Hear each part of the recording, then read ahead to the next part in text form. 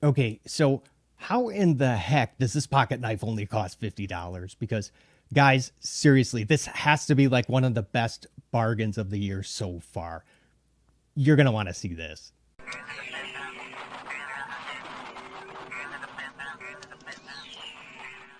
All right, here we go. This is the Mini Hellx from Kansept. And now, if you're interested, there's the specs for you up on the screen, but I'll also list them down in the description, along with the links to buy. So here's just a few quick size comparisons, so you can get a pretty good idea of what we're working with today. So, of course, we've got the Delica 4 up on top and then the Rat 1 on the bottom. Anytime you see a knife with this much exposed tang while it's closed, you just know that blade, that thing is going to be a friggin' monster.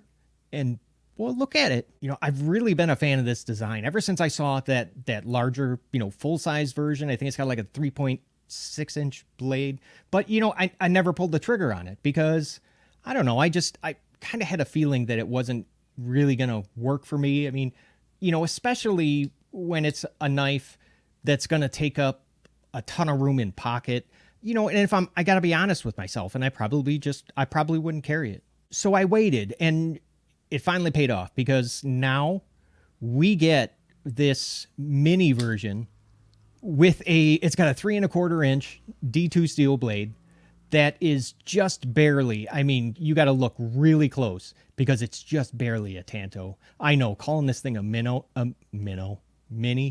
And this is exactly what I'm talking about. So anytime I say how much I like blades, that almost look too big for the handle, yeah, this knife is a perfect example of that. I don't know about you, but anytime I see a blade this wide, like I automatically expect it, to have a thicker blade stock. But this one actually doesn't at around 3 millimeters. Before I even got my hands on this thing, I just knew by looking at it that the action would be good because, well, of how high you can see that flipper tab is above the pivot. So, you get like that, it's like that little bit extra leverage. So when you push down, and then that blade breaks free from the detent, hey, look at that, it just flies right open. And of course, closing this thing is going to be even better, which I kind of expected. When you look at a blade like that wide, plus, Kansept knives, they usually do, at least the ones that I've had, they usually do drop shut pretty much right out of the box. Now, the handle scales are made up of stainless steel and G10 with I think it's a pretty good looking design. And then the thickness is also pretty good. It comes in at about under 1/2 inch, right around 0.47. Even though it looks like it's just going to be the one opening option, that flipper tab, I mean, this blade is wide enough.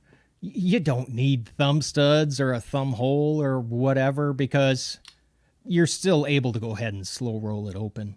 Now, I did make the mistake of thinking that this was going to be a frame lock. I don't know, just because of those, with like the G10 kind of overlays and the design, I kind of expected to see a frame lock, but they just went with the liner lock here, which is fine, but just so you know. It does kind of seem like that they were a little more concerned about, how the handle looks instead of how it feels. Now, I'm not saying that it's uncomfortable, but, if you're going to be cutting stuff for an extended period of time, yeah, you'll probably start to feel it after a while.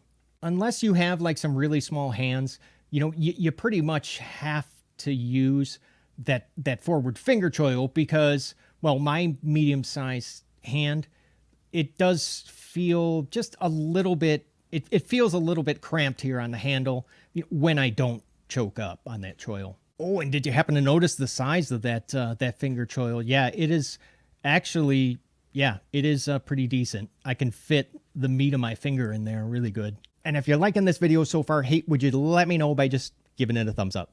Unfortunately, it only has like a one-position pocket clip, but hey, at least it's deep carry, right? If you look at this next to the Mannix 2, you'll see that it's not quite as wide, but it really is close. So this will take up a little bit less room in the pocket than the Mannix, but it is going to occupy some real estate.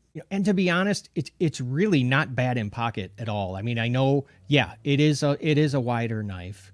and it is going to take up some room, but at least, like, if you look at the design, you can see the widest section is going to be exactly where it should be, down towards the bottom of your pocket. Now, something that I've always noticed, about blades like this that have that wider profile and, with an pretty average blade stock thickness, they tend to cut like really, really well.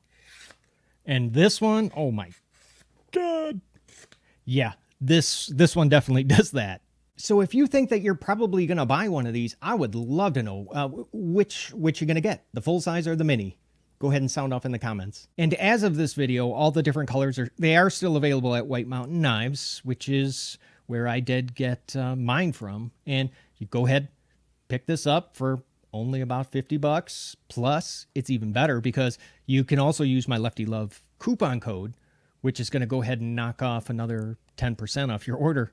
I really do like this knife enough to where I can confidently say that if something happened to this, like if I broke it, lost it, whatever, you better believe I'm going to be like rushing out that same day and buying a replacement. And as of today, I could totally see this thing like making my end of the year best of list for 2022. Now there's a video up on the screen that I personally picked out for you to go ahead and watch next. And hey, if you haven't already, consider subscribing. I got to run though. Hey, thank you so much for watching. I love you guys, and I'll see you at the next video. Take care.